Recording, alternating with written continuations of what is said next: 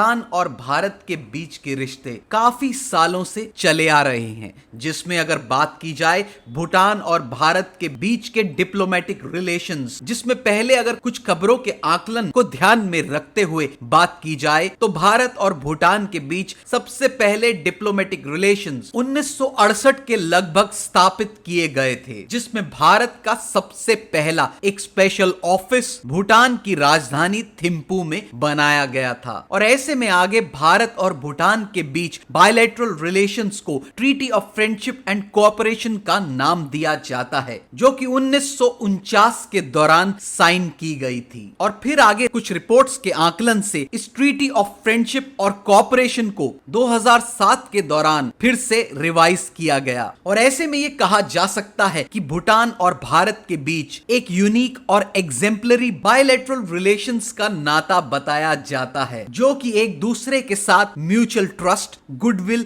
और अंडरस्टैंडिंग पर बेस्ड हैं, जिसके चलते भूटान के वर्तमान के राजा जिग्मे खेसर नामग्याल वांगचुक ने अपनी धर्म पत्नी के साथ काफी बार भारत की यात्रा की है, जिसमें खास तौर से भारत के रिपब्लिक डे पर उनका पार्टिसिपेशन देखा गया है। ऐसे में यह भी कहा जा सकता है कि दोनों देश एक दूसरे के साथ अच्छे संबंध बनाने के चलते ऐसी पहल करते रहते हैं। इन सब के चलते अगर हाल ही में एक न्यूज रिपोर्ट की तरफ ध्यान दिया जाए, जो कि भूटान और चाइना के बीच बढ़ती नजदीकियों की तरफ इशारा कर रही है, जहां पर आगे खबरों के हवाले से साफ तौर पर यह बताया जा रहा है कि हाल ही में चाइनीज फॉरेन मिनिस्टर और भूटान के फॉरेन मिनिस्टर के बीच भूटान और चाइना के बाउंड्री डिस्प्यूट्स को लेकर दोनों देशों के बीच मामले को सुलटाने की बात की जा रही है। और ऐसे में आगे यह भी कहा जा सकता है कि चाइना और भूटान काफी नजदीक हैं अपनी बाउंड्री इश्यूज को रिजॉल्व करने के चलते, जहां पर भूटान की सहमति देखी जा रही है। ऐसे में अगर इस खबर का आकलन संक्षिप्त में बताया जाए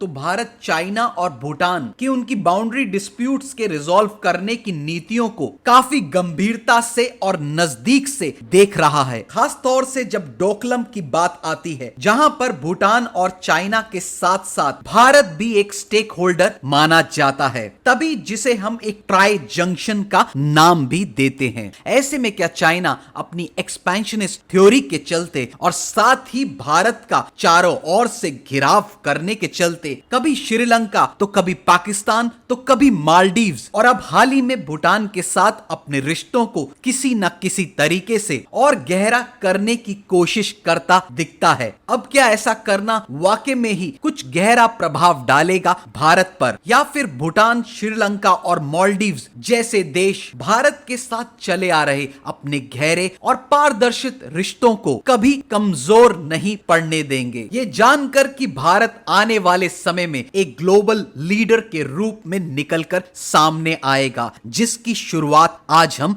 देख रहे हैं। ये थी द ट्रू हंट चैनल की संक्षिप्त में कुछ न्यूज रिपोर्ट से जुड़ा एनालिसिस, और ऐसे अपडेट्स देखने के लिए जुड़े रहिए द ट्रू हंट से।